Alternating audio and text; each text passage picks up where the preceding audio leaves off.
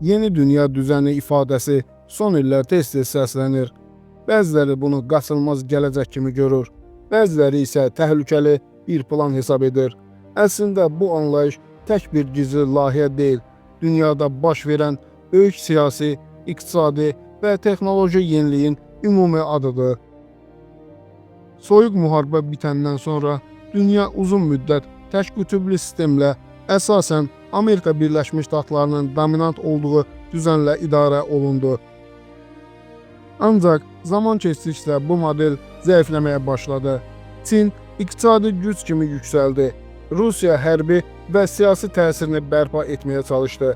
Avropa isə öz maraqlarını qorumaq üçün daha müstəqil davranmağa başladı. Nəticədə köhnə balans pozuldu və yeni dünya düzəni anlayışı gündəmə gəldi.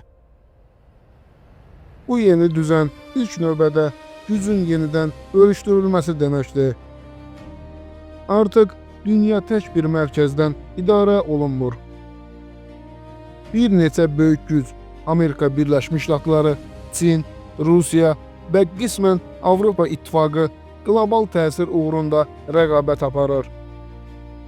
Bu rəqabət yalnız silah və ordu ilə deyil, iqtisadiyyat, enerji, texnologiya, informasiya və hətta mədəniyyət üzərindən gedir. İkinci mühüm məsələ iqtisadi nəzarətdir. Yeni dünya düzənində pul və istehsal əsas silaha çevrilib.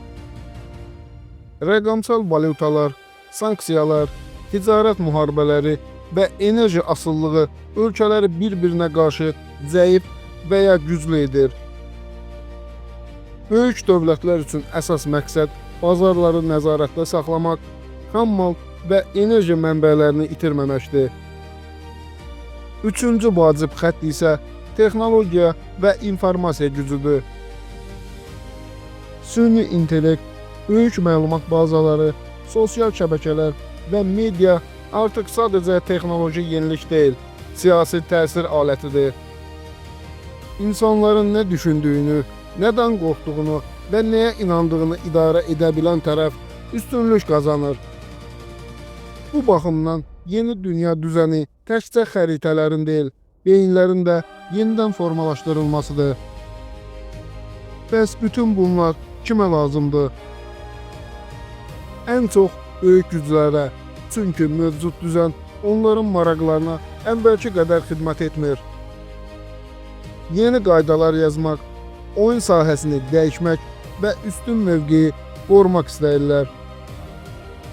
Transmilli şirkətlər üçün də bu düzən əlverişlidir, çünki dövlətlər zəiflədikcə kapital daha sərbəst hərəkət edir.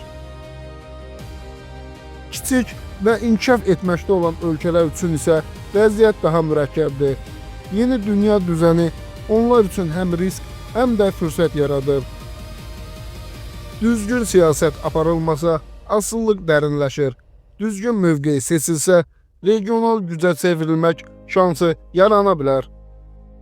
Adi insanlar baxımından isə bu proses çox vaxt qiymət artımı, sosial gərginlik, informasiya xaosu və qeyri-müəyyən gələcək deməkdir. Müharibələr, miqrasiya dalğaları, iqtisadi böhranlar məhz bu keçid dövrünün nəticəsi kimi ortaya çıxır. Sonda nəticə olaraq deyim ki, yeni dünya düzəni birdən-birə qurulan gizli bir masa planı deyil.